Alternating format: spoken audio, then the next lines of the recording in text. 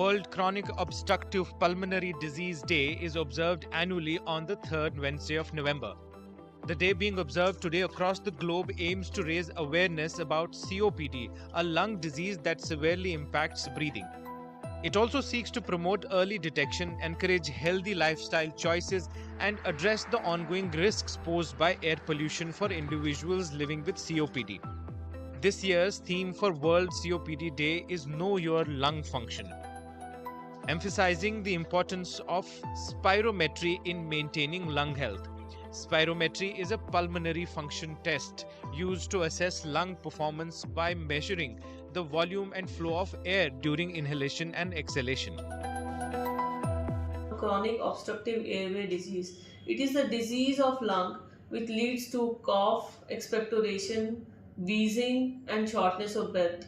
Most people present with early morning cough and expectoration, followed by shortness of breath, which require inhaler and nebulizer. The basic pathology is that pipes in the lung, which take part in air exchange or through which body is oxygenated, get narrowed, because of which people are not able to breathe properly, and they experience shortness of breath. It is a very big concern in today because of it being a big global killer disease. It is second most common cause of death all over world, and it is rising exponentially. The primary causes of COPD include smoking and prolonged exposure to air pollution, although genetics also play a significant role. Exposure to poor health quality increases the risk of hospitalizations and mortality for individuals with COPD. According to the World Health Organization, COPD contributed to 3.1 million deaths globally in 2021. Every year we see the increased number of this air quality index during that particular season, and the patient is exposed for a longer period of the time, like the duration increases and the concentration of the pollutant increases in the air.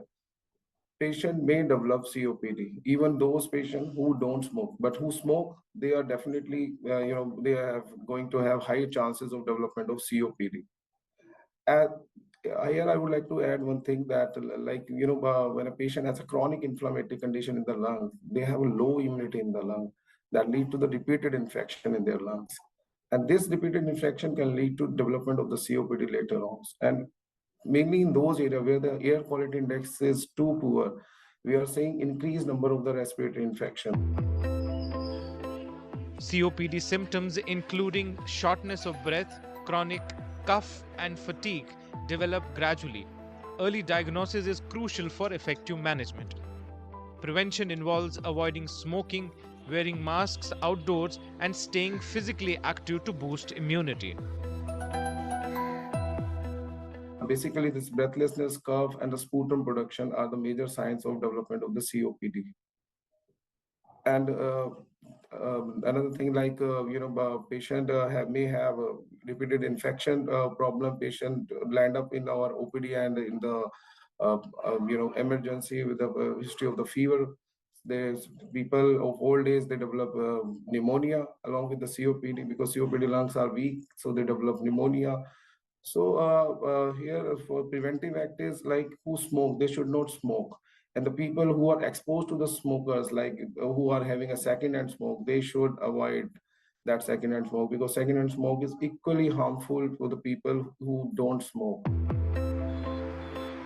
Doctors emphasize the need for policy-level measures to reduce environmental pollution to lower the prevalence of COPD.